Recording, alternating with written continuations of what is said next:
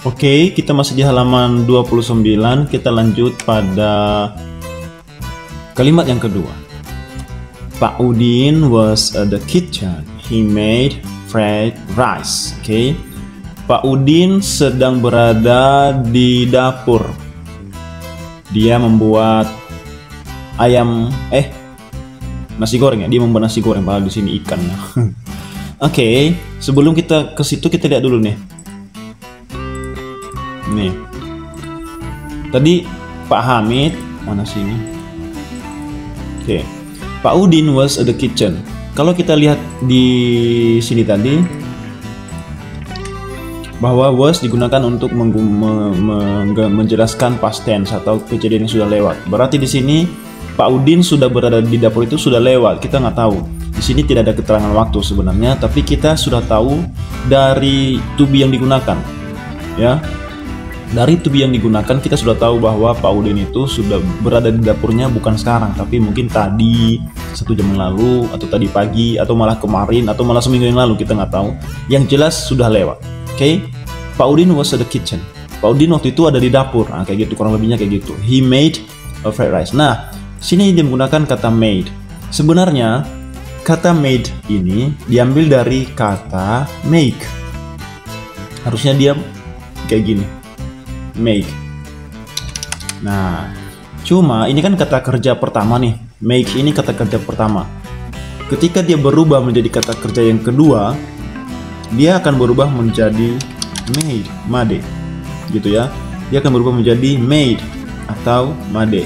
Jadi kalau dalam bahasa Inggris itu, jika pekerjaan yang sedang terjadi, yang sedang dilakukan itu menggunakan kata kerja verb 1 namanya. Tapi kalau sudah lewat, dia menggunakan verb 2. Artinya dia pekerjaannya itu sudah lewat, sudah berlalu. Makanya kalau kita dengar bahasa Inggris tuh, dengar aja dia menggunakan kata kerja apa. Jadi tanpa bertanya ini sedang dilakukan atau sudah lewat, kita nggak tahu. Kita sudah tahu. Kita sudah tahu ketika mendengar kata kerja yang digunakan. Kalau dalam bahasa Indonesia kan enggak. Kalau dalam bahasa Indonesia misalnya makan. Makan kemarin juga makan, sudah lewat juga makan, besok juga makan. Jadi nggak ada perubahan pada kata kerjanya. Tapi kalau dalam bahasa Inggris ada perubahan di kata kerja. Dari make berubah menjadi made. Dari make ini kata kerja pertama, made ini adalah kata kerja kedua. Nah, gitu ya. Berarti kita di sini sudah tahu bahwa Pak Udin was at the kitchen. Dia sedang berada di dapur dan ngapain? He made fried rice. Dia membuat nasi goreng. Ada keterangan waktu? Nggak ada. Yang jelas ini sudah lewat. Kita bisa katakan mungkin tadi pagi atau mungkin tadi malam kayak gitu ya. Berikutnya, made watch TV. Made lagi. Made watch TV. Ini kita pindahkan dulu ya. Ya, made Made. Inilah. Make ini diambil dari kata made, ini diambil dari kata make ya. Itu poinnya. Sekarang kita pindah ke nomor 3. Made watch TV. Nah, perhatikan watch. Watch ini adalah kata kerja yang diambil dari kata watch. Watch. Ini katanya yang sebenarnya watch ini diambil dari kata watch. Artinya di kalimat ini dia menggunakan kata kerja kedua. Berarti sudah lewat dong. Berarti Made watch TV. He was in the living room. Nah, was di sini juga menjelaskan kejadian situasi yang sudah berlalu. Berarti dia sedang berada di ruang tamu. Kapan? Nggak dijelaskan kapan, yang jelas sudah lewat. Ya. Berikutnya lagi. It was Sunday. Waktu itu adalah hari Minggu. Nah, kita nggak tahu minggu yang kapan. Artinya sekarang kan misalnya hari Senin atau hari Selasa. Nah, ini sudah lewat. Seminggunya sudah lewat. Makanya dia menggunakan was. Waktu itu adalah hari Minggu. Made called. Nah, lihat. Called itu diambil dari kata call. Kata kerja pertamanya adalah call, berubah menjadi called. Artinya sama-sama artinya memanggil, tapi kata kerjanya sudah lewat gitu. Artinya pekerjaan ini dilakukannya sudah berlalu. Dia menelpon siapa? Bagas on Sunday, pada hari Minggu.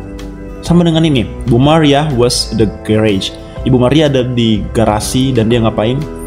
Dia tidak dijelaskan, di sini tidak ada kerja, tidak ada kata kerja, tapi dia menggunakan keterangan waktu di sini. A week ago, seminggu yang lalu. Nah, Ibu Maria ada di garasi seminggu yang lalu. Di sini sudah komplit, dia menggunakan was sebagai to be yang sudah berlalu, menggambarkan bahwa bom Marianya ada di garasi sudah lewat, dan ditambah dengan keterangan waktu seminggu yang lalu. Nah, berarti sudah komplit di sini.